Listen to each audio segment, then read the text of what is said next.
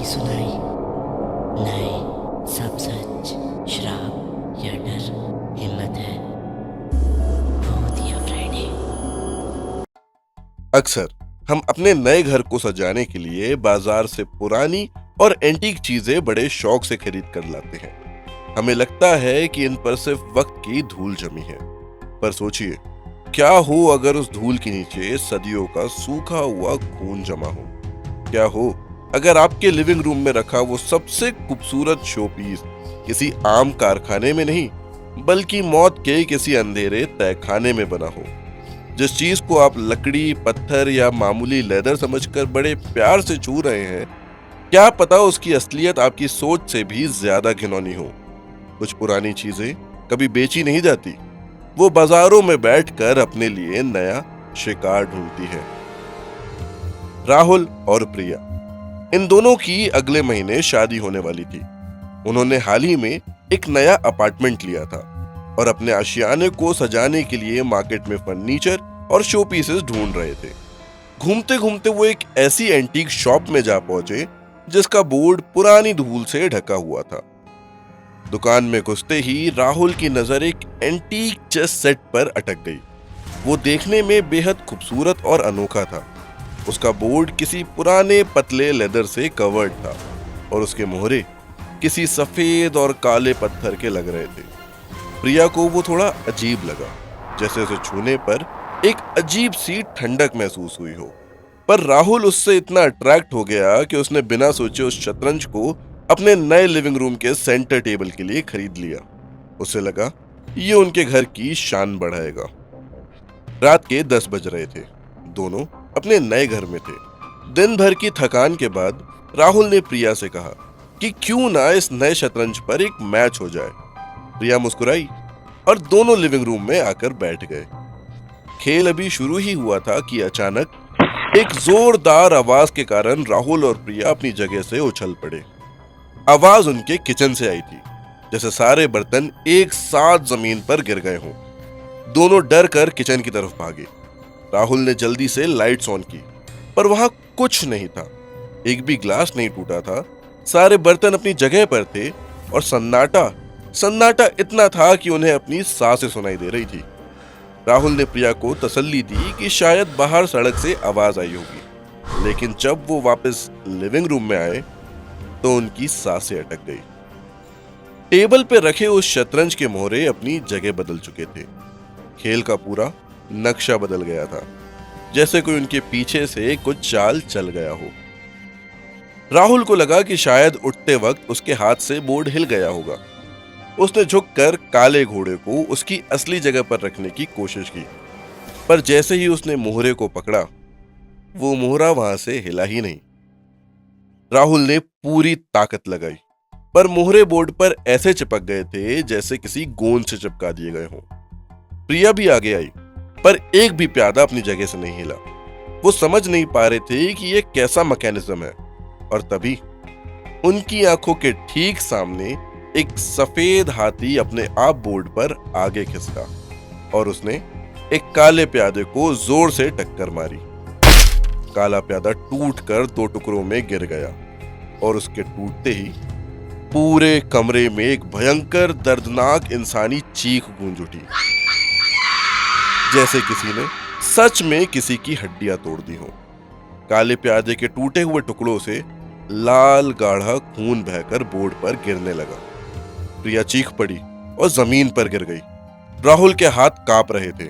उसने उस बोर्ड को ध्यान से देखा, जिसे वो इतनी देर से एक मामूली पुराना लेदर समझ रहा था। उस पर उसे अभी ध्यान से देखने पर छोटे छोटे बाल और नसें दिखाई दे रही थी। वो लेदर हल्का सा गर्म था और सांस ले रहा था। वो बोर्ड कोई आम लेदर से नहीं, बल्कि इंसानी खाल का बना था। और वो मोहरे, वो कोई पत्थर के टुकड़े नहीं, बल्कि असली इंसानी हड्डियों को तराश कर बनाए गए थे। और तभी उस बोर्ड से एक आवाज आई, खेलने का बुलावा तुमने दिया था, अब बारी मेरी है। जो जीतेगा वही बचेगा।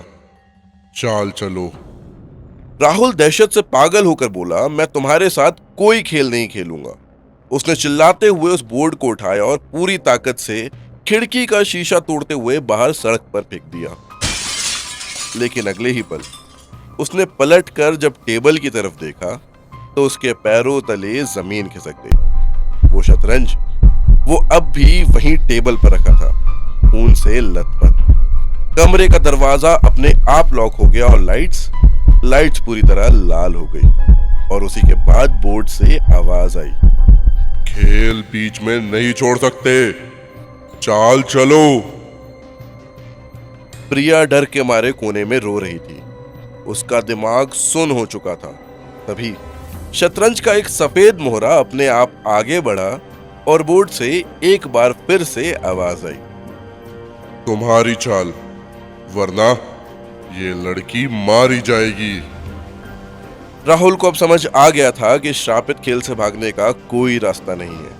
उसने आंसू भरी आंखों से प्रिया की तरफ देखा और उसे आंखें बंद करने के लिए कहा। राहुल डरते डरते टेबल के पास बैठा और उसने अपने काले मोहरे पर हाथ रखा।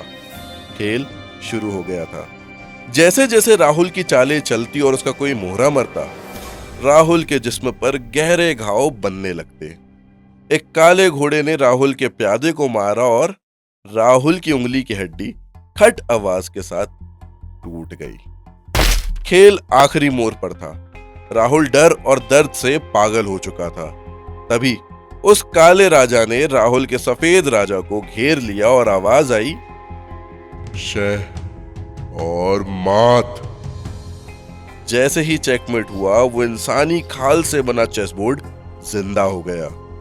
वो इंसानी खाल से बना बोर्ड अचानक किसी बड़े जबड़े की तरह बीच से फट गया।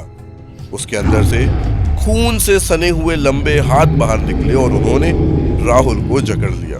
और राहुल दर्द में बोला, प्रिया आंखें मत खोलना, भाग जाओ। डर के मारे प्रिया की चीख निकल गई, पर जब तक वो उठती, वो बोर्ड राहुल को पूरी तरह अपने अंदर खींच चुका था। टेबल पर सिर्फ लाल खून और ठंडा सन्नाटा बाकी था। अगली सुबह जब पुलिस ने अपार्टमेंट का दरवाजा तोड़ा तो वहां सिर्फ प्रिया थी, जिसका दिमाग हमेशा के लिए संतुलन खो चुका था। राहुल वहां कहीं नहीं था।